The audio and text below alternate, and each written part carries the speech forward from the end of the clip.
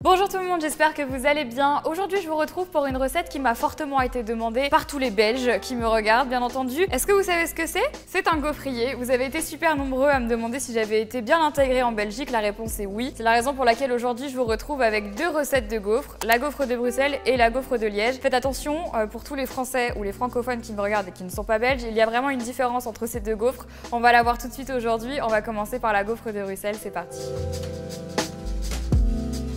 On va avoir besoin de 250 g de farine, 100 g de beurre fondu, 3 œufs, 375 ml de lait, une cuillère à café de sucre, un sachet de sucre vanillé et 15 g de levure.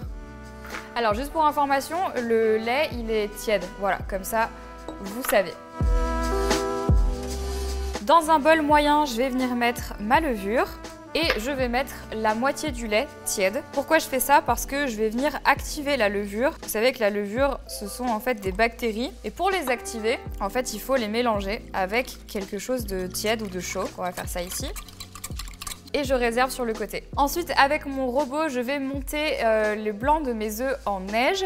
Donc vous pouvez vous servir d'un robot, vous pouvez vous servir d'un batteur à main, ou alors si vous êtes très courageux, vous pouvez le faire vous-même à la main. Donc je vais séparer ici le blanc des jaunes.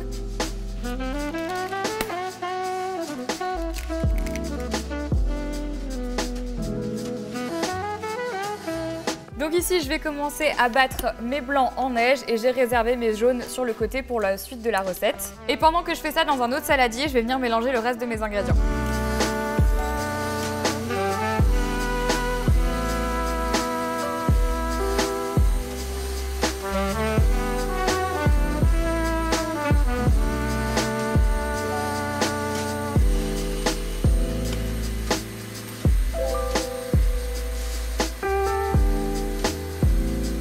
Mes œufs sont enfin montés en neige, on peut le voir de manière très simple.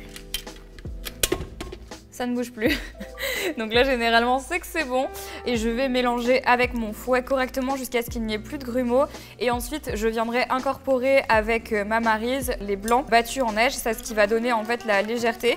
Si vous avez déjà mis les pieds en Belgique ou alors que vous êtes belge, vous savez probablement qu'il y a une vraie différence entre les gaufres de Liège et les gaufres de Bruxelles. Elles sont totalement différentes. Moi-même, au début, je m'en étais pas vraiment rendu compte jusqu'à ce que je vienne habiter ici et que je me fasse engueuler parce que j'avais pas fait la différence. La différence étant que la gaufre de Bruxelles est beaucoup plus légère et elle est un peu croustillante alors que la gaufre de Liège, elle est plus épaisse, elle est un peu plus sucrée et elle est plus fondante. Donc dites-moi dans les commentaires d'ailleurs laquelle des deux vous préférez. Moi, je crois que je préfère quand même la gaufre de Liège. Mais bon, voilà. Oh là là, derrière la caméra, ça fait... On préfère la gaufre de Liège. Oh les gars, vous faites chier hein. Maintenant que le mélange est terminé, je vais pouvoir ajouter les blancs. Je vais le faire en deux parties. Le but, c'est de vraiment incorporer les blancs de manière à ne pas les casser parce que c'est ce qui va donner la légèreté à la pâte et c'est ce qui va faire que la gaufre de Bruxelles va être hyper croustillante. Donc on y va doucement, ça prend du temps, mais une bonne gaufre, ça se mérite. Ma pâte à gaufre de Bruxelles est prête. Maintenant, je vais la laisser poser 45 minutes près d'un radiateur pour qu'elle ait bien le temps de monter avec la levure. Et on se retrouve tout de suite après pour la cuisson.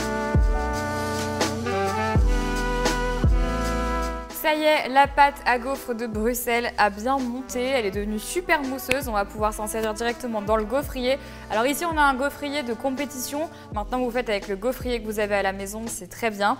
Donc ici j'ai tout avec moi, ma petite planche pour pouvoir les déposer juste après, la louche, écoutez c'est parti. On a mis une température moyenne, mais faites bien attention à ce que la plaque soit quand même chaude avant de mettre quoi que ce soit à l'intérieur. Et vous pouvez utiliser soit du beurre pour graisser, soit un baking spray, vous voyez, un spray d'huile, etc. pour que vous soyez sûr en fait que la gaufre ne colle pas et n'adhère pas.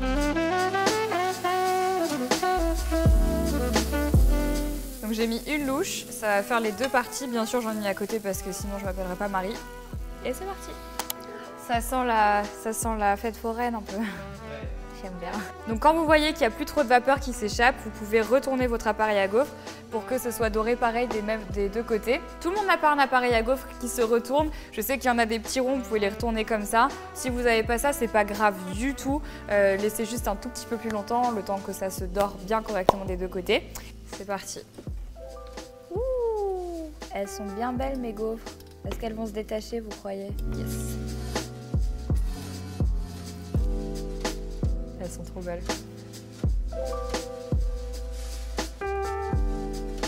Et franchement, pour une Française, mes gaufres, elles sont pas si mal, hein.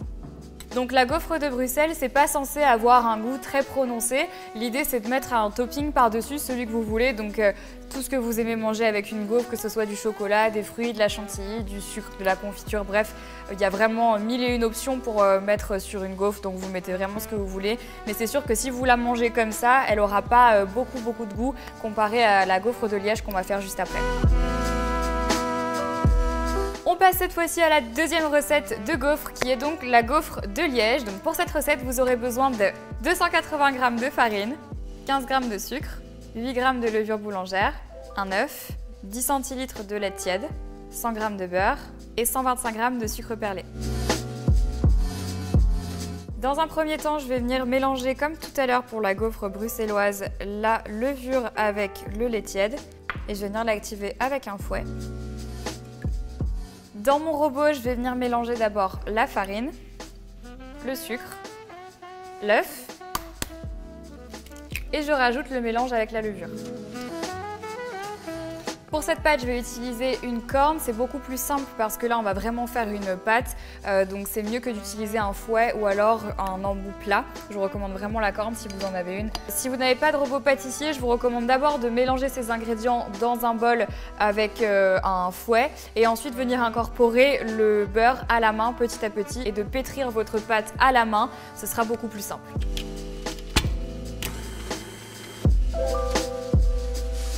Quand le mélange est déjà bien avancé, je vais venir rajouter des petits morceaux de beurre que je vais couper, un petit bout. Donc le beurre, il doit avoir été sorti du réfrigérateur un petit peu avant.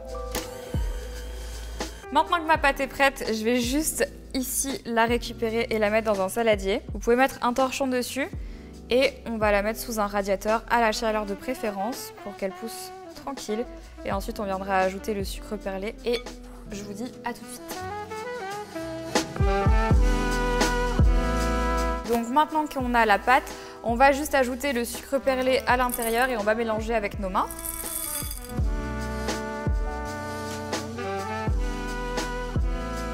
Donc on découpe une petite partie, à peu près 100 g.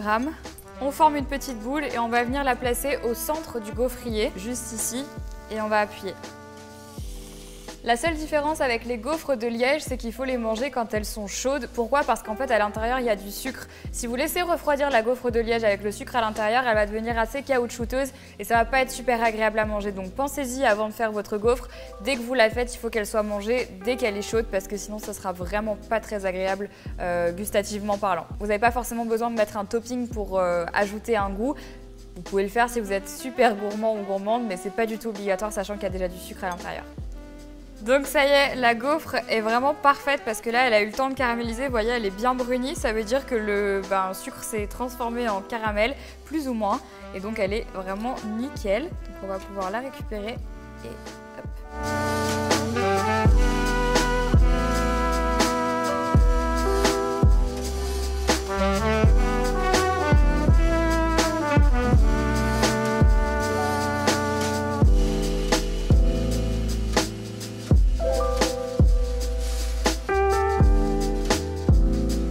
Voilà, ces deux recettes de gaufres sont terminées. J'espère qu'elles vous ont plu. N'hésitez pas à me dire dans les commentaires laquelle vous préférez, celle de Liège ou celle de Bruxelles. Ici, à la majorité très écrasante, visiblement, c'est celle de Bruxelles, mais moi je préfère celle de Liège. Dites-nous dans les commentaires si jamais vous reproduisez une de ces deux recettes. Vous pouvez nous la poster sur les réseaux sociaux avec le hashtag EnjoyPhoenixCooking. Et juste ici, je vous affiche la photo de la semaine. N'oubliez pas de vous abonner en cliquant ici. N'oubliez pas d'aller voir nos deux dernières recettes. Je vous fais plein de gros bisous et je vous dis à très vite dans une prochaine vidéo. Bye bye.